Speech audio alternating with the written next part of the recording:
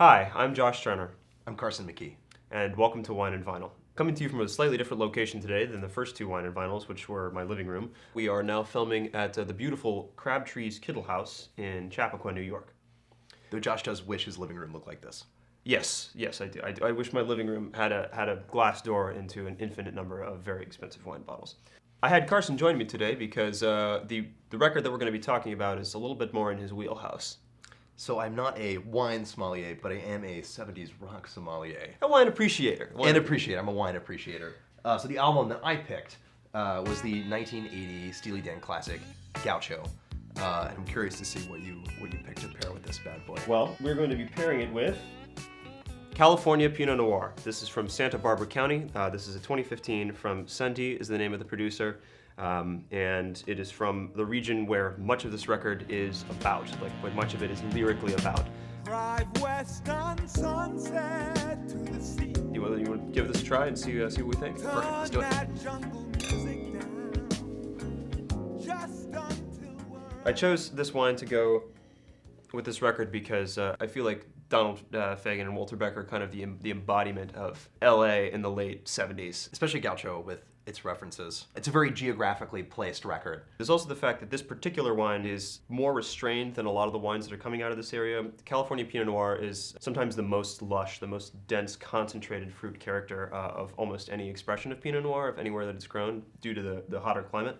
And this one is not so much that. Right, and I mean, like the Pinot, it's an album that's filled with lush instrumentation and really kind of interesting lyrical ideas, both of which are things you could kind of take too far. It is understated. They managed to pull it way. off in a subtle, understated way. Yeah, there's not a stray note anywhere. Steely Dan was a band known for its studio perfectionism, and Gaucho, it took them 2 years to make. They made it over the course of 78 to 80. They used more than 40 studio musicians. I think I read somewhere they ended up using miles of 2-inch tape to get the thing done. It was one of the most, if not the most expensive record ever made at that point. They brought in three of the best session drummers at the time, or even really since, to a certain extent. Bernard Purdy, Jeff Porcaro, Steve Gadd.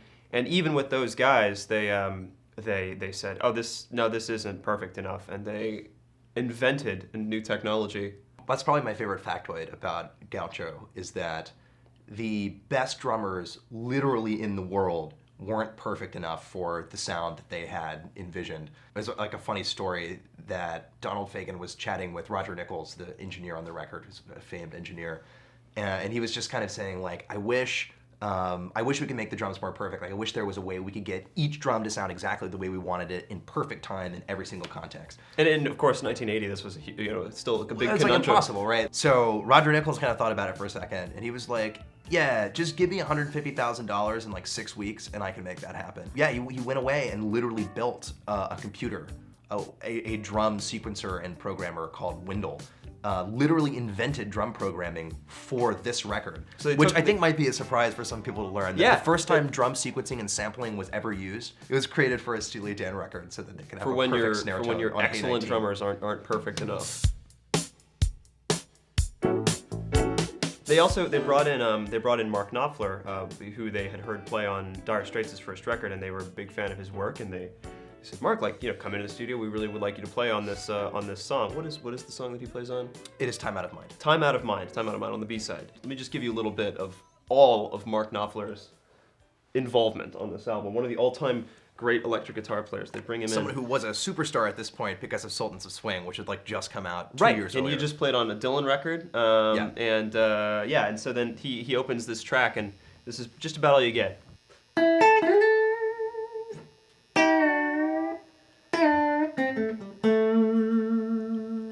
And then kind of nothing.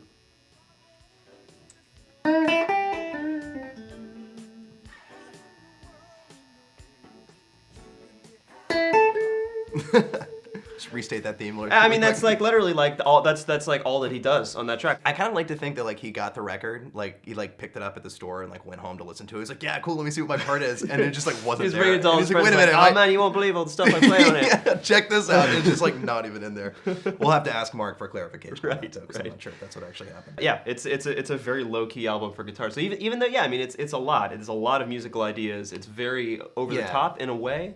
But at the same time, it's sort of the ultimate example of the whole being greater than the sum of its parts, like very purposefully so. Yes. Every single instrument is not there to be a showcase of itself. It's there to play a very specific role to put forward this overarching artistic vision that they had. Yeah, and it's a wine that I think is very much made the same way. These winemakers use a very Burgundian approach to Pinot Noir, where it's like there's oak, but there's just a little tiny bit of oak, and they ferment it with the stems in the clusters, and there's lots of just very meticulous choices that all adds up to something that is restrained, despite having a lot going on, and I think that's what makes Gaucho and this Santa Barbara Pinot Noir a perfect pairing.